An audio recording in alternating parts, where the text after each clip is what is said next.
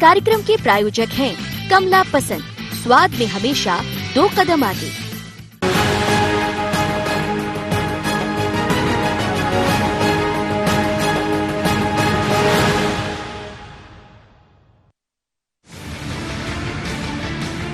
पल पल बदलती मध्य प्रदेश की सियासत में फिर बदलाव देखने को मिलेगा। जो कभी सरकार में थे अब विपक्ष के नेता हो गए। बदल चुका है सियासत का आईना, लेकिन दिखेगा वही जो बरसों से दिखता रहा। आरोप पलटवार की सियासत फिर गरमाएगी। विपक्ष सरकार को घेरने के लिए सड़क के साथ साथ सदन के लिए भी तैयार है। कांग्रेस ने तय कर लिया है कि विधानसभा में कमलनाथ ही नेता प्रतिपक्ष होंगे। कांग्रेस पार्टी का निर्णय हो चुका है और कमलनाथ जी ही इस सत्र में कांग्रेस पार्टी विधायक दल के नेता होंगे। अब बीजेपी तो कुछ भी कहे, उनको हमारे बारे में कहने का क्या अधिकार है। हम एक व्यक्ति को 5 पद दें, 10 पद दें, ये कांग्रेस पार्टी का अपना दृष्टिकोण है। कांग्रेस ने सभी पार्टियों में अनेक नेता ऐसे रहे हैं जो 2-2 पदों पर रहे हैं। तो अब चूंकि उनको कुछ नहीं है इसलिए ये बात उन्होंने कही है। उनको कुछ कहना तो चाहिए ना कांग्रेस पार्टी के बारे में। ये फैसला भले ही कांग्रेस में मचे सियासी घमासान को थाम, लेकिन पार्टी में नेता प्रतिपक्ष बनने के लिए जो खींचतान मची हुई थी उसे थामा गया। गौर हो कि सबसे पहले नेता प्रतिपक्ष के नाम को लेकर ग्वालियर चंबल के बड़े नेता डॉक्टर गोविंद सिंह का नाम सामने आया, लेकिन उनके नाम पर पार्टी के अंदर सहमति न बन पाने के कारण किसी भी तरह के असंतोष को थामने के लिए पार्टी ने सदन में कमलनाथ के चेहरे के सहारे ही जाने की तैयारी की। जाहिर है कि आगामी समय में उपचुनाव के लिए कांग्रेस को पार्टी को मजबूत करने के साथ ही सदन में भी जनता से जुड़े मुद्दे उठाने हैं। वहीं कांग्रेस को आशंका है कि भाजपा विधानसभा उपाध्यक्ष का पद कांग्रेस को नहीं देगी, लेकिन उसके पहले हुए इस बदलाव पर अभी से भाजपा चुटकी ले रही है। तो कह रहे जितने बाकी के पद हैं वो भी उनको दे देना चाहिए कमलनाथ जी को। अकेला विपक्ष का अध्यक्ष वो है ही, नेता प्रतिपक्ष वो है ही, और भी जो पद हो वो उनको देना चाहिए। और अनुभवी व्यक्ति हैं, बुजुर्ग व्यक्ति हैं, उनके अनुभव का कांग्रेस को लाभ जैसे अभी तक मिला है पिछले महीनों में, ऐसे वो आगे भी मिले। भाजपा तंज कसने का कोई मौका नहीं छोड़ रही, तो वहीं कांग्रेस बदली सियासत में खुद को मजबूत करने में जुटी है। सत्ता से बेदखल कर विपक्ष में बैठा दिए गए कांग्रेस सदस्य सदन में आक्रामक तेवर अपना सकते हैं, लेकिन देखना होगा कि बदली सियासत में मध्य प्रदेश में कांग्रेस के सत्ता गंवाने और बीजेपी के सत्ता पर काबिज होने के बाद विधानसभा का मानसून सत्र कितना खास होगा और छोटे सत्र में कितने बड़े हंगामे होंगे, और क्या इस सब के बीच कमलनाथ कांग्रेस को एकजुट रख पाएंगे। Bureau report, IND 24।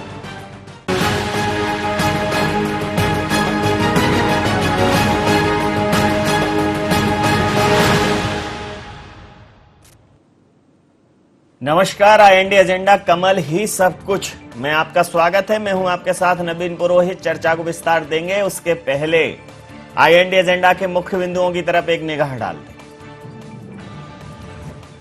क्या कांग्रेस की अंदरूनी कलह थाम लेंगे कमलनाथ? क्या असंतोष के चलते कमलनाथ ही संभाल रहे हैं जिम्मेदारी? क्या विधानसभा सत्र में सरकार को घेरने में सफल होगी कांग्रेस? क्या कमलनाथ का नेतृत्व दिलाएगा उपचुनाव में जीत? इन्हीं सवालों के साथ चर्चा में आप सबका पुनः स्वागत है। मध्य प्रदेश की बात करें तो मध्य प्रदेश में कमल मध्य प्रदेश के पटल पर छाया हुआ है। 15 महीनों तक कमलनाथ जी की सरकार रही और उसके बाद 15 महीनों बाद जो सरकार आई तो वो कमल के फूल की सरकार आई, भारतीय जनता पार्टी की सरकार आई। मतलब मध्य प्रदेश के भाग्य में कमल कहीं ना कहीं है, चाहे वो कमल हाथ के साथ हो और चाहे वो कमल हाथ में हो, यानी कि भारतीय जनता पार्टी का कमल हो। अब भारतीय जनता पार्टी ये कह रही है कि उनका ये जो कमल खिला है अब ये कुम्हलाएगा नहीं, मुरझाएगा नहीं, अब ये पूरे मध्य प्रदेश के मानस रूपी तालाब को भर देगा, कमल ही कमल दिखेगा। जो उपचुनाव आने वाले हैं 25 सीटों पर, उन पर कमल खिलेगा। और वहीं कांग्रेस ये कह रही है कि कमल नहीं, कमलनाथ की वापसी होगी। तो कमल ही मुद्दा है, कमल ही सब कुछ है। और कांग्रेस की अगर बात करें तो चाहे अध्यक्ष की बात करें, चाहे मुख्यमंत्री की बात करें, चाहे नेता प्रतिपक्ष की बात करें, कमलनाथ जी से अच्छा कोई विकल्प मिल नहीं रहा है। मतलब कांग्रेस में भी कमल सब कुछ है और अभी तो वर्तमान में कमल है ही सब कुछ, क्योंकि ज्योतिरादित्य सिंधिया जी भी कमल नयन हो गए हैं। ज्योतिरादित्य सिंधिया जी के साथ आए हुए लोग कमल मुखी हो गए हैं। कुल मिलाकर कमल कमल कमल। तो अब कमल कमल कमल में जनता किसको कलम करेगी, ये बड़ा सवाल है। हमारे साथ चर्चा में शामिल हैं ब्रज गोपाल लोहिया जी, मीडिया वार्ताकार हैं भारतीय जनता पार्टी के। अब्बास हफीज साहब, प्रवक्ता कांग्रेस के हमारे साथ हैं। वरिष्ठ पत्रकार आदरणीय योगीराज योगेश जी हमारे साथ हैं। आप समस्त महानुभावों का बहुत बहुत स्वागत। सीधा सवाल लोहिया जी आपसे कर लेता हूं कि कमल को टक्कर तो कमलनाथ जी ने दी है और अभी भी टक्कर बाकी है, और 25 जो उपचुनाव हैं विधानसभाओं के वो तय कर देंगे कि कमल पर कमलनाथ भारी हैं या कमल खिल गया है और कमलनाथ उसकी आभा में छुप गए। आपकी प्रतिक्रिया चाहूंगा।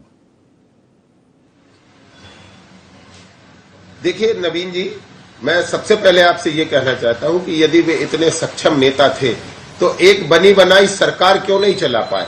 15 महीने में स्वयं अपनी सरकार स्वयं के अहंकार से गिरा ली। उस व्यक्ति को कांग्रेस में कुछ लोग हैं जो उनका महिमा मंडन करते रहते हैं, वो भारतीय जनता पार्टी का विषय नहीं है।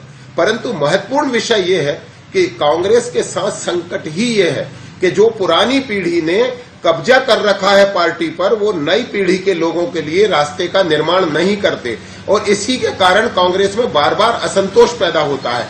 एक असंतोष मध्य प्रदेश में युवा पीढ़ी में आ चुका है, जब इन्होंने नई पीढ़ी के नेता माननीय ज्योतिरादित्य सिंधिया जी को पीछे करने की कोशिश की थी, और तब क्या हुआ था ये आप हम सबको मालूम है। परंतु जब आपको एक मुख्यमंत्री चाहिए तो कमलनाथ, या जब आपको एक प्रदेश अध्यक्ष चाहिए तो कमलनाथ, अब आपको नेता प्रतिपक्ष चाहिए तो कमलनाथ। अरे भैया, आप कोई नया नेतृत्व ढूंढने का प्रयत्न करते तो शायद बेहतर होता, परंतु हमें तो ये और आसानी की विषय है, क्योंकि एक केंद्र की सत्ता जब आप चलाएंगे तो निश्चित असंतोष और बढ़ेगा, और उस असंतोष का लाभ इन आने वाले 25 चुनाव में भारतीय जनता पार्टी को मिलेगा। और निश्चित हम 25 में से 25 का जो प्रयत्न कर रहे थे, वो हमारा रास्ता जो है वो और आसान होगा, क्योंकि नेतृत्व का केंद्रीकरण जो है वो हमारे रास्ते को और आसान करेगा। और एक और नेता है इसमें, माननीय दिग्विजय सिंह जी राजा साहब, वो आज कह रहे थे कि युवा नेताओं को सब्र रखना चाहिए। सब्र कब तक रखना चाहिए? अरे राजा साहब, अरे उद्योगपति साहब, आप लोग 74, 75 साल के हो गए, उन बेचारे युवाओं को कब तक रखना है? थोड़ा समय सीमा भी आप बता देते तो ज्यादा बेहतर रहता। और अब्बास जी, बच्चे को जब मंत्री बनवाने की बात के अलावा कोई विकल्प नहीं है।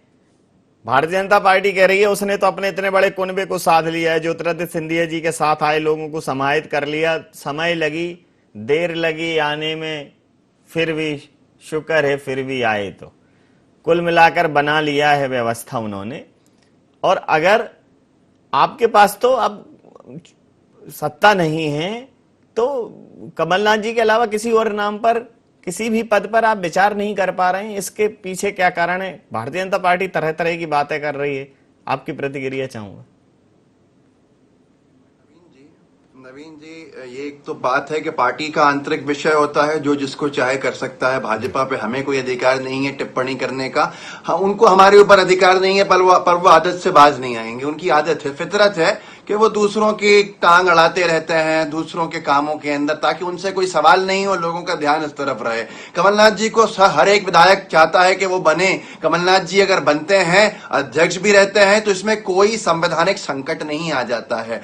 अमित शाह जी गृह मंत्री बन गए थे भारत सरकार के अंदर, तब भी उन्होंने नहीं छोड़ी थी अपनी अध्यक्षता, और कार्यकारी अध्यक्ष नियुक्त किया गया था जेपी नड्डा जी को। एक काफी समय तक रहे। हमने तो नहीं कहा कि भाई ये क्या हो रहा है, आपके यहाँ तानाशाही चल रही है। अब दूसरी बात, युवा युवा युवा की बात करते हैं। संजय पाठक जी युवा हैं, उनको कैबिनेट में नहीं लिया गया। बिसाऊ लाल जी जो कांग्रेस छोड़कर बागी होकर आए, बिना विधायकी के, इतने वरिष्ठ, इतने सीनियर हैं, उनको बना दिया मंत्री, हमने कुछ नहीं कहा। चौथी ही बार शिवराज जी ही क्यों बने?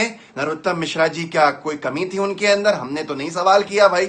आप एक ही बार, जो व्यक्ति 60 साल क्रॉस कर गया है उससे युवा व्यक्ति आपके पास मौजूद है। अगर युवा नेतृत्व देखिए तो बहुत सारे ऐसे हैं, संजय पाठक जी जैसे, उनको मुख्यमंत्री बना देते। येदियुरप्पा जी 77 साल के हो गए, उनको ईश्वर और उनकी आयु के अंदर और आगे बढ़ाए, लेकिन उनकी जगह पे कोई युवा नहीं आएगा। इसी तरह से विजय रूपाणी जी की आयु 63 साल से आगे चले गई है, कोई युवा नहीं आएगा। ये युवा वरिष्ठ की बात भारतीय जनता पार्टी मुझे बता दे कि 50 साल से कम आयु के व्यक्ति उनके 3 राज्यों के अंदर मुख्यमंत्री बन गए हो।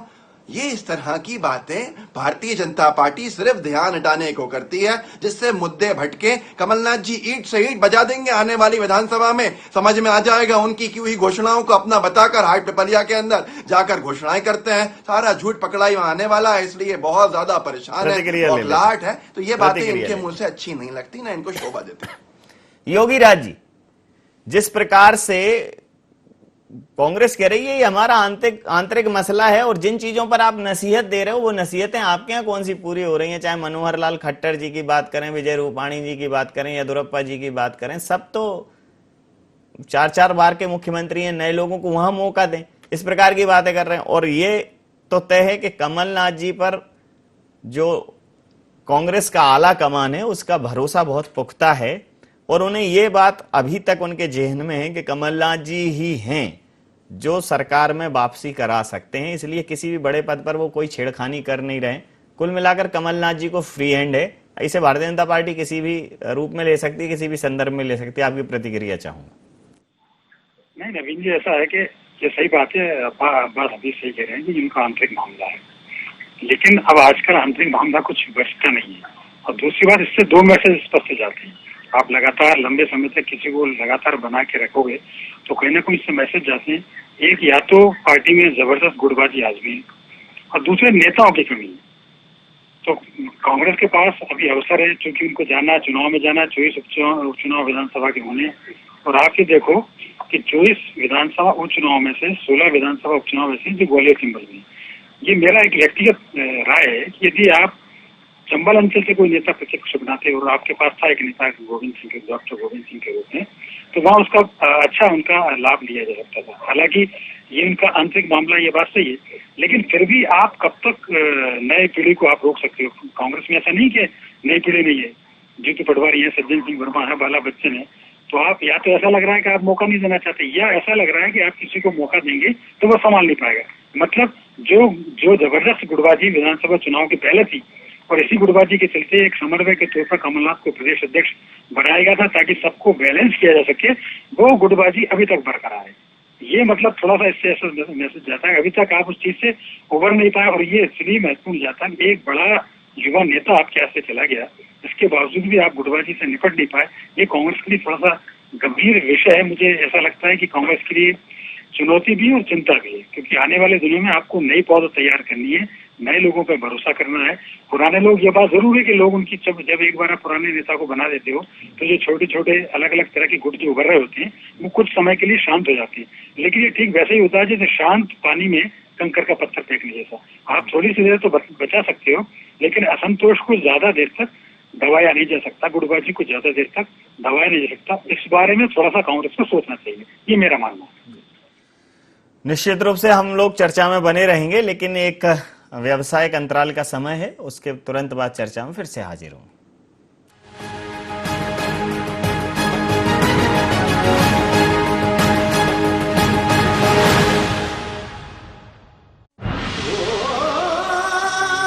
कोई खास है, कोई बात है, कमला पसंद। जीते दुनिया हर बाजी जीते, हर अदा में शाही अंदाज है। कमला पसंद पान मसाला, शाही स्वाद, शाही अंदाज, स्वाद में हमेशा 2 कदम आगे। छोटा सहयोग बड़ा उपयोग। कोविड-19 से लड़ाई में मुख्यमंत्री सहायता कोष में करे सहयोग। इस संकट के समय आपके योगदान से जरूरतमंद लोगों को मिलेगा जीवन दान। जन सहयोग से ही हम मिलकर कोरोना के खिलाफ जीतेंगे जंग। CM relief fund, SBI account number 10007815248 3, IFSC code SBIN 0001056।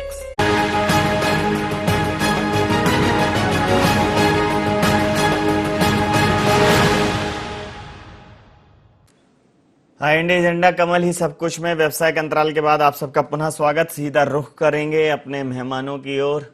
Viraj Gopal ji, Bharatiya Janata party के ऊपर भी आक्षेप लगाए हैं कि भाई आप जिस बात की नसीहत दे रहे हो पर उपदेश कुशल बहुतेरे जैसी स्थिति है, आप तो करो उसको फॉलो, तब नसीहत दो।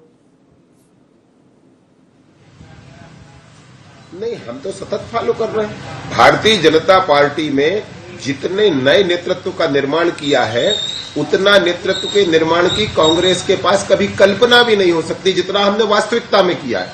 हम एक लोकतांत्रिक प्रक्रिया से चलने वाले राजनीतिक दल हैं। हमारे यहाँ तो प्रदेश अध्यक्ष हो चाहे राष्ट्रीय अध्यक्ष हो, उसका चयन भी कार्यकर्ताओं के द्वारा किया जाता है। हम किसी परिवार विशेष या व्यक्ति विशेष के राजनीतिक दल नहीं है, हम एक विचार विशेष के राजनीतिक दल हैं। इसलिए नेतृत्व जो है वो हमारे यहाँ एक सतत प्रक्रिया है और इसीलिए हम बहते पानी की तरह हैं जो हमेशा स्वच्छ रहते हैं और स्वच्छ दिखते हैं। और जो कांग्रेस ने जो एक तरफ नेतृत्व को एक जगह एकत्रित कर लिया है और इसी के कारण ये गंदे पानी के डबरे में तब्दील हो गए जिसमें से अब बदबू आने लगी है। केवल मध्य प्रदेश की बात नहीं हो रही, राजस्थान में क्या हो रहा है, क्या हुआ सचिन पायलट के साथ और क्या किस तरह के काम हो रहे हैं। और वही स्थिति आज महाराष्ट्र में है कि प्रिया दत्त अपने आप को घुटन में महसूस कर रही है, वैसे ही संजय निरुपम कर रहे हैं, वैसे ही मिलिंद देवड़ा कर रहे हैं। आप किस तरह से कह सकते हैं ये देवड़ा कर रहे हैं?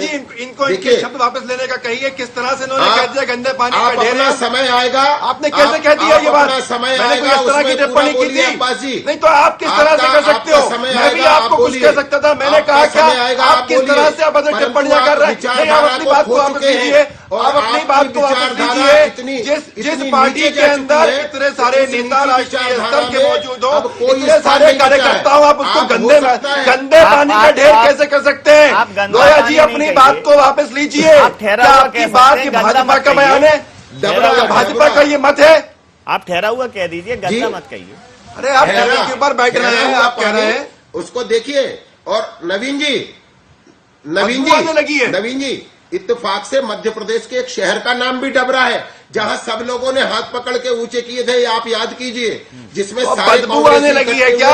आपने कहा बदबू आने लगी है। डबरा सम्मेलन से एकता की शुरुआत हुई थी, जिनमें से कोई हाथ आज कांग्रेस में नहीं बचे हैं। और संसदीय भाषा आपने कहा बदबू आने लगी है, आपका क्या मतलब था उससे बदबू आने लगी है? शब्द संसदीय है, आप क्या कह रहे थे?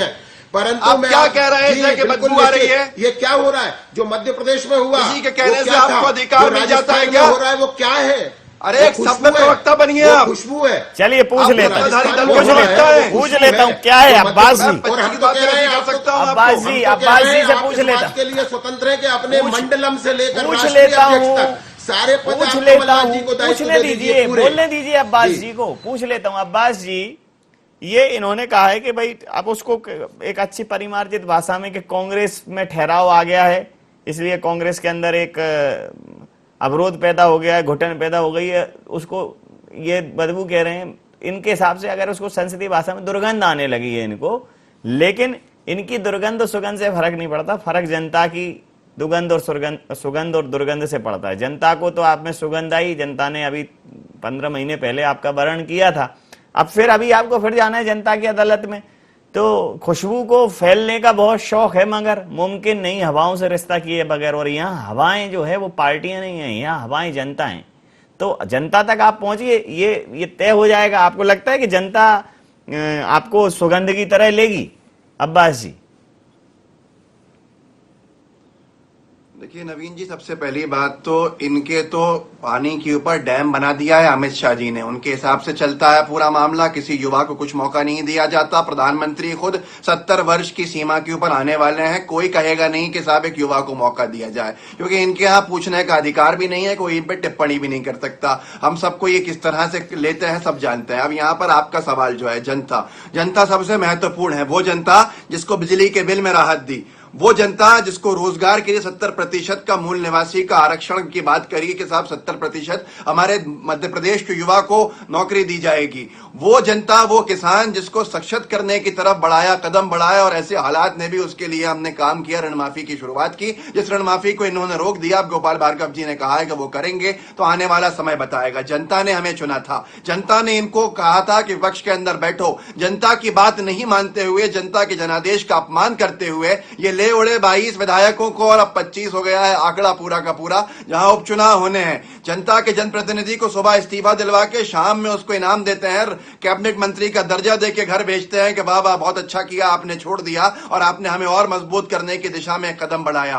वो जनता अपने अधिकारों को मांग कर रही है, वो जनता को महंगे बिजली बिल मिल रहा है, उस जनता ने हमें नहीं हटाया था। इन्होंने हमें हटाया साम दाम दंड भेद से, और जनता हमको दोबारा बिठाएगी। जनता उन कमलनाथ जी को वापस लेकर आएगी जिनको उन्होंने पहली बार देखा कि अल्टरनेट इनकम की बात करी, अल्टरनेट रेवेन्यू जनरेशन की बात की। ये करते क्या है? एक्साइज बढ़ा देते हैं, टैक्सेशन बढ़ा देते हैं, जनता की जेब पे डाका डालते हैं, पेट्रोल डीजल की कीमतें बढ़ा देते हैं, इतिहास के अंदर ऐतिहासिक कीमतें बढ़ाते हैं, वसूल करने के लिए, अपना पैसा बनाने के लिए। कमलनाथ जी ने कहा कि मध्य प्रदेश की जनता के लिए हम राहत देंगे और कमाई के साधन प्रदेश के लिए खोलेंगे, जिससे रेवेन्यू आएगा, जैसे टूरिज्म को बढ़ाएंगे, पर्यटन को बढ़ाएंगे।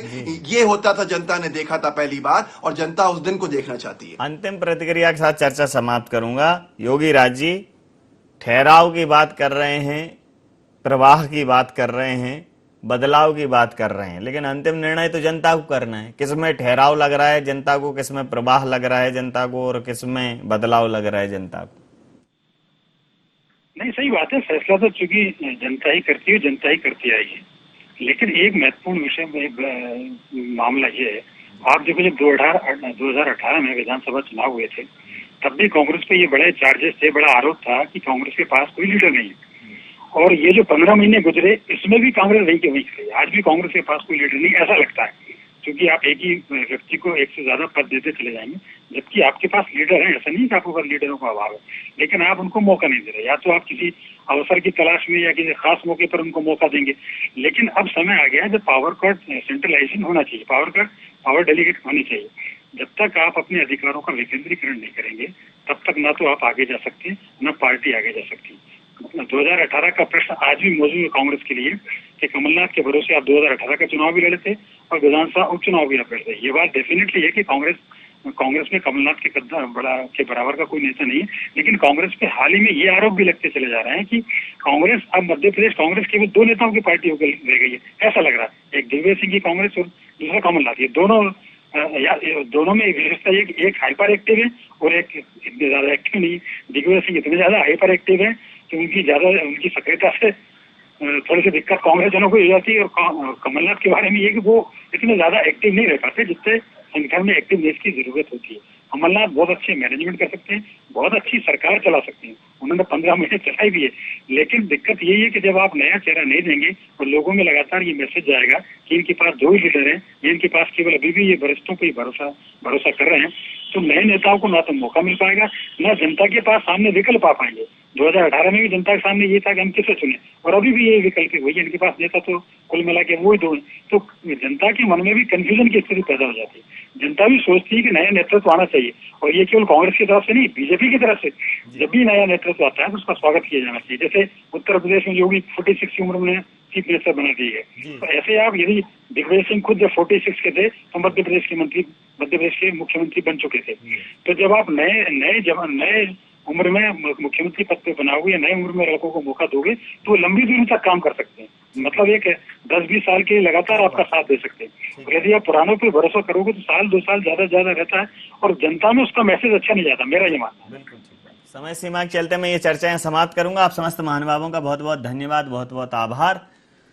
तो मध्य प्रदेश की राजनीति में एक तराना जो मुझे याद आ रहा है कि जनता तो गाएगी कि नी में कमली कमली, नी में कमली कमली, नी में कमली कमली मेरे यार की। लेकिन ये यार, दिलदार और किसका प्रचार जनता के दिल को छुएगा, जिसको भी छुएगा, कमल का आना तय है। या तो कमलनाथ आएंगे या कमल का फूल आएगा। लेकिन मध्य प्रदेश के भाग्य में, मध्य प्रदेश के मस्तिष्क पे, मध्य प्रदेश के मानस पे, मध्य प्रदेश के मुख पृष्ठ पे कमल तो रहेगा।